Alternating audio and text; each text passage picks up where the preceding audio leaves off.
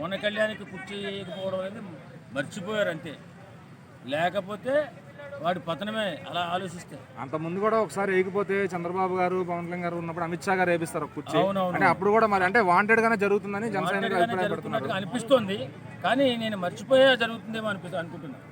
లేకపోతే ఒక్కొక్కరిని తోలు తీసి కూర్చోబెట్టేవాడు. ఇది వాస్తవంగా పవన్ కళ్యాణ్ అంటే గొప్ప రాజకీయ నాయకుడిని మన చరిత్రలో చూడలేము. ఇది వాస్తవం. సొంత డబ్బులతో రాజకీయం చేస్తున్నటువంటి పవన్ కళ్యాణ్ గారు ఈ సమకాలీన ఈ ప్రపంచంలో ఈ రాజకీయంలో ఇలాంటి వ్యక్తిని మళ్ళీ చూడలేమేమో అనిపిస్తుంది. అంత కష్టార్జితాన్ని ఖర్చు పెట్టినటువంటి దేవుడు పవన్ కళ్యాణ్ గారు. అతనికి కుర్చీ మర్చిపోయారంటే వీళ్ళు కుర్చీకి పోయే కాలం వచ్చిందని అర్థం.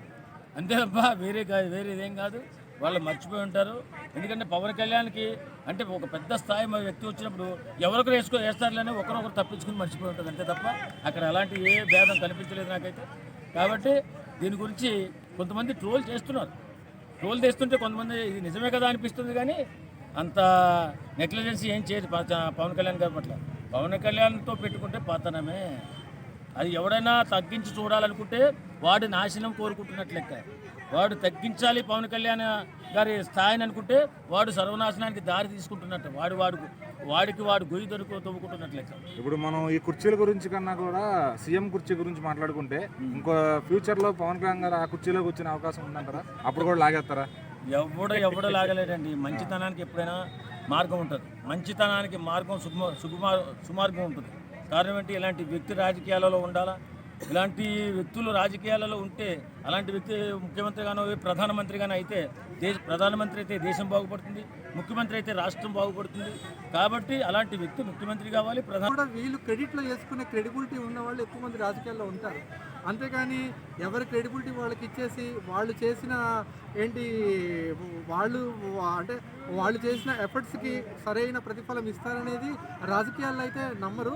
రాజకీయాలు అందరికీ తెలిసిన విషయమే. అంటే అతని కాంట్రిబ్యూషన్ ఉండొచ్చు పవన్ కళ్యాణ్ గారిది.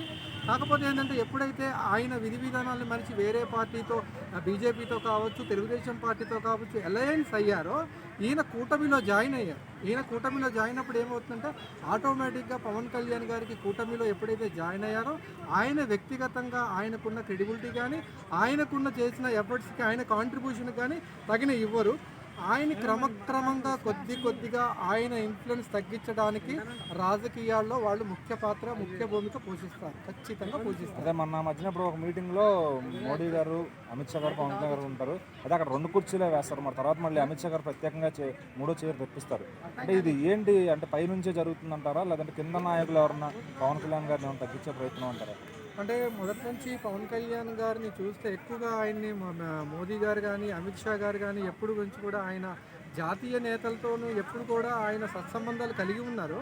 ఆయన జాతీయ నేతలతో సత్సంబంధాలు కలిగి ఉన్నప్పటికీ కూడా ఇక్కడ ఉన్న నాయకులు ఏంటంటే మాకు ఏంటంటే ఐడెంటిటీ క్రైసిస్ ఉంది కొద్దిగా. అంటే మన భారతదేశ వ్యవస్థలో ఏంటంటే ఈ రాజకీయాలలో ఏంటంటే ఐడెంటిటీ క్రైసిస్. అంటే అతనికంటే నాకు ఎక్కువ పేరు రాకూడదు, ఇతనికి ఎక్కువగా రెస్పెక్ట్ ఇవ్వకూడదు, ఇతన్ని వాళ్ళు పెద్దోళ్ళు చేసిన మనం చేయకూడదు అనేది ఒక సంకుచిత స్వభావం కూడా వీళ్ళలో ఖచ్చితంగా ఉంటుంది.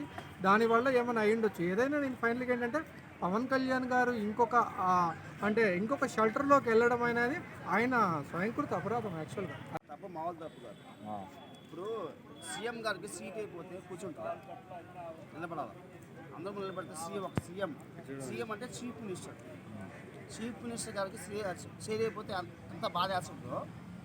ఒక నాయకుడు ఆయన ఒక ప్రజల నాయకుడు ఆయన పవన్ కళ్యాణ్ గారు అంటే పీకే అంటే మామూలు విషయం కాదు. ఆయన గురించి తక్కువ అంచనా వేస్తున్నారు కొంతమంది బాలకృష్ణ ఫ్యాన్స్ కానీ ఎవరన్నా కానీ. ఆయన గురించి తక్కువ అంచనా వేయకూడదు. అయితే ఈ కుర్చీ అంత ముందు కూడా ఒక ఈవెంట్లో అమిత్ షా గారు రేపిస్తారు పవన్ కళ్యాణ్ గారు. అయితే ఎందుకు అంటే కావాలని చేస్తున్నారా, ఎవరన్నా బై మిస్టేక్ జరుగుతుందంటారా? ఆయన పట్టించుకోరండి. ఆయన పట్టించుకోడు, ఇక్కడ వాంటెడ్ గా చేస్తున్నారని ఒప్పుకుంటారా? వాంటెడ్ గా చేస్తున్నారు. పవన్ కళ్యాణ్ వచ్చినప్పుడు కుర్చీ బాగానే అంటే ఏమొస్తుంది ఆయన మరి వీళ్ళు నాయకులు స్నేహంగా ఉంటున్నారు కదా, 15 ఏళ్ళు కూటమి ఉంటాం అంటున్నారు. పవన్ కళ్యాణ్ అంటే హీరో కాదు, నిజమైన నాయకుడు, ప్రజల నాయకుడు. ఆయన చేసే అభిమానం, ప్రేమ, ఆప్యాయత, అనురాగం అన్నీ కలిసి ఉన్న ఒక ప్రజల నాయకుడు, ప్రజల్లో కలిసిపోయే నాయకుడు. ఏ మనిషి అయినా సరే ఒక నాయకుడు ప్రజల్లో నడుచుకుంటూ వస్తాడా, ఏ బందీ బస్తీ లేకుండా ఆయన రాగలుగుతాడు. అది ఆయన గొప్పతనం. కుర్చీలాట మాత్రం ఆయనకి ఆయన కావాలని కుర్చీ జరుగుతుంది. మాత్రం వేయకుండా చాలా తప్పు చేశాడు. వేసిన అయిపోయినా ఆయన నాయకుడు అంటారు. ఎప్పుడు నాయకుడే అన్నా. కుర్చీ ఎందుకన్నా, ఆయనకు ఉంది ఒక లేదు. సో ఎందుకు ఇట్లా చేస్తున్నారని కొన్ని చోట్ల మీరు చూసింటారు బడ్జెట్ సమావేశం ముందు కానీ కొన్ని చర్చలు జరుగుతుంది. ఒకసారి మనం విన్నట్టు ఏంటంటే ఆయన కోసం సపరేట్గా సీట్స్ పక్కన పెట్టారు, రాకపోయినా కూడా జ్వరం వచ్చిందని చెప్పాడు. ఓకే. మళ్ళీ చెప్పిన తర్వాత 2 రోజులకి కాశీ యాత్ర పోయింది, అట్లా రావడమే వేయలేదు. ఓకే. అంటే ఇప్పుడు ఈ మధ్యకాలంలో చూసుకుంటే జనసేన పార్టీకి టీడీపీలో బయటికి బాగున్నప్పటికీ లోపల ఏదో జరుగుతుందని అనిపిస్తుంది. సో అట్లా కావాలని ఏమైనా చేస్తున్నారు అనుకోవచ్చా? అసెంబ్లీలో నిజాలు మాట్లాడతారు, అబద్ధాలు మాట్లాడతారు.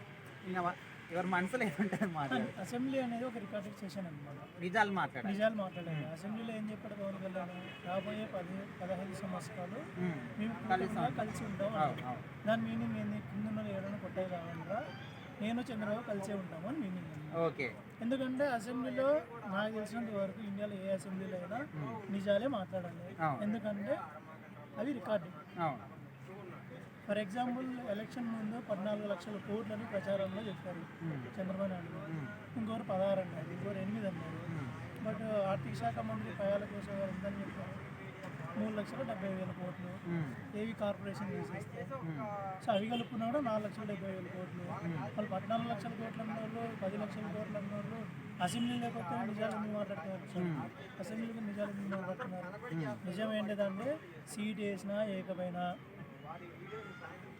పదవి ఇచ్చినా ఇవ్వకపోయినా జనసేన టీడీపీ అలయన్స్గా కలిసే ఉంటాయి. బీజేపీ ఉండొచ్చు, ఉండకపోవచ్చు, నిర్ణయం అది మోడీది అనమాట. వాళ్ళిద్దరు కలిసి లేకపోతే జగన్ వాళ్ళని దొక్కేస్తుంది. కింద నాయకులు ఎవరు ఎంత గొడవ పడినా, ఇప్పుడు జనసేనకి 20 మంది ఎమ్మెల్యేలు ఉన్నారు. అందులో పార్టీ స్థాపించినప్పటి నుంచి ఎంతమంది ఉన్నారు? స్థాపించినప్పటి నుంచి అంటే అప్పట్లో 2 సార్లు చేస్తే 2 సార్లు ఒకటే సీట్ గెలిచి ఉండేవాళ్ళు. ఒకటే సీట్ గెలిచినారు. బట్ నాకు తెలిసి మనోహర్ గారు తప్ప మిగతా మనోహర్ తప్ప మిగతా వాళ్ళు మధ్యలో వచ్చిన వాళ్ళు. ఇప్పుడు రాజకీయం ఎలా అయిపోయిందంటే పవర్ ఎవరికి వస్తుంది, పవర్ అంటే అటు జంప్ అవుతారు. ఇప్పుడు బాలినేని గారు కూడా అప్పుడు దాకా మీకు గుర్తే ఉంది, ఎలక్షన్ అయిపోయిన రిజల్ట్ వచ్చిన తర్వాత నాకు ఈవీఎం ఫ్రాడ్ జరిగిందని చెప్పేసి ఆయన 5 లక్షలు కట్టింది రీకౌంటింగ్ కోసం. కానీ అది జరగలేదు కదా. మరి మన ఆయన ఒకటి జంప్ అయ్యింది. ఏమంటున్నాడు, మీరు ఆయన పేరు లేకపోతే నువ్వు సీఎం అవుతుంది అట్లా అనుకున్నపోతే ఆయన పేరు వాళ్ళంతా సీఎం కాలేదు కదా. ఇప్పుడు చిరంజీవి పేరు వల్లనే పవన్ కళ్యాణ్ లోపలికి వచ్చింది. వచ్చిన తర్వాత ఈయన నిరూపించుకున్న తర్వాతనే హీరోగా ఆదరించినారు. అలా జగన్మోహన్ రెడ్డి కూడా రాజకీయాల్లో వాళ్ళ నాయన పేరు చెప్పుకొని వచ్చినా కూడా ఈయన ఒక నాయకుడిగా నిరూపించుకున్నాడు కాబట్టి ఆయన సీఎం అయ్యింది. ఇప్పుడు అట్లా అనుకుంటే చాలా మంది ఉన్నారు.